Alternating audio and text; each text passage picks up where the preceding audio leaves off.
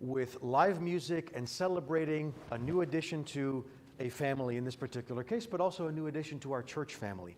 And being able to express that emotion fully with singing and dancing and music and food and everything else was incredibly refreshing. I found myself looking around in the hall and going, this is different.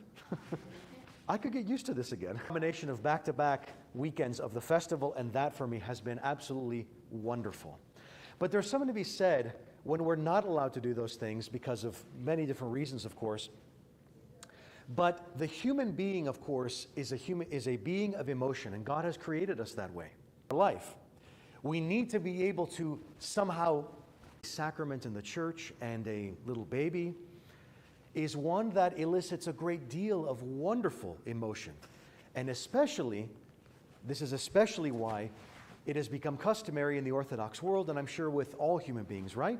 To be able to have song and dance afterwards. Now, song and dance is something, me personally, again, I identify with a great deal, and I love and enjoy life that way a great deal. And so being able to hear this music and being able to have a little dance together was absolutely wonderful, absolutely wonderful.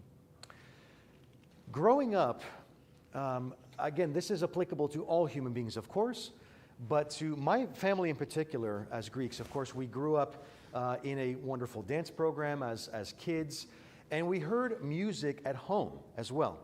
At home, in the car, anytime that we had any kind of family celebration, there was music. And in particular, when it comes to Greek music, folk music as well, but also modern music in particular, and anyone who likes Zebekika is going to know exactly what I'm talking about right now. There were certain words that were used to express lyrics in songs that were different from what was spoken in day-to-day life.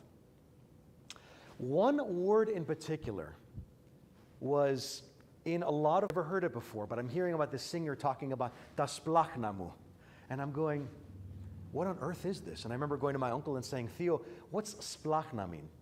And he's like, he's trying to find the word in English, and he says, you know, it kind of means like your guts, he says.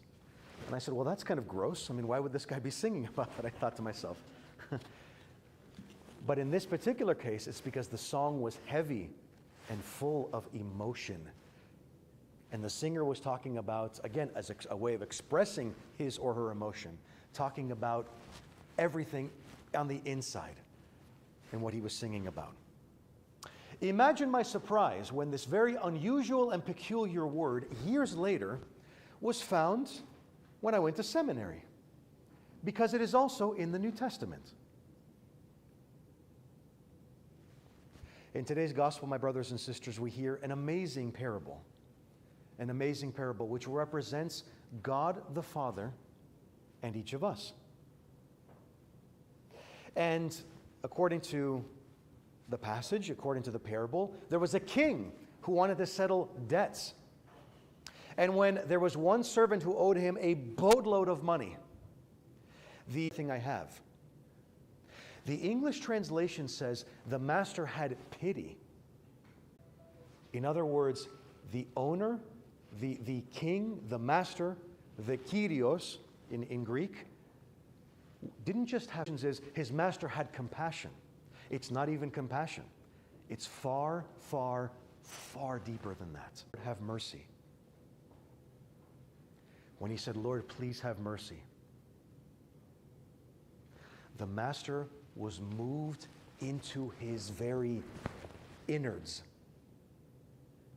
He was so moved that he felt it inside his body, inside his bones and flesh. It represents God the Father. The servant asked for forgiveness, and he was so moved. And he said, of course I'll forgive you. But not only give you more time, he says, he forgave the debt. He forgave the debt. So in other words, not only was he moved, forget it. Don't repay me. Don't worry about it. Even though it was a huge sum of money. That's why when the servant went and got mad at the other servant, it was a small amount of money. And so it's very difficult for him, of course, to have relationships with this creation when we sin. But lest we forget that God is not only a just God, but is an all-loving, all-merciful, and all-compassionate God, whose mercy knows no bounds, whose compassion is infinite and forever. And so if we find ourselves, brothers and sisters, and we do, in those moments in our lives where something bad happens or something that we're responsible with occurs, responsible for occurs, and we say, gosh, I did something really bad. I don't know if this is forgivable. Whether that's a logical thought or not, do we ever fall into this trap? Do we ever ask ourselves, can God have compassion still on what I did? I heard that as a little boy or girl. Now, oh gosh, man, that was a pretty bad one. I made this person feel this way or that way. Do we remember that even if we do something wrong, if and when we do something wrong, that the Lord will have compassion and be so moved if we ask Him? Do we remember this, or does this kind of go out of our mind forgetfully? Because Satan wants it that way, by the way. He wants us to forget God's mercy and compassion and all the wonderful things that He does for us. Deeply into His insides, into His innards, whatever that looks like for the divine. Just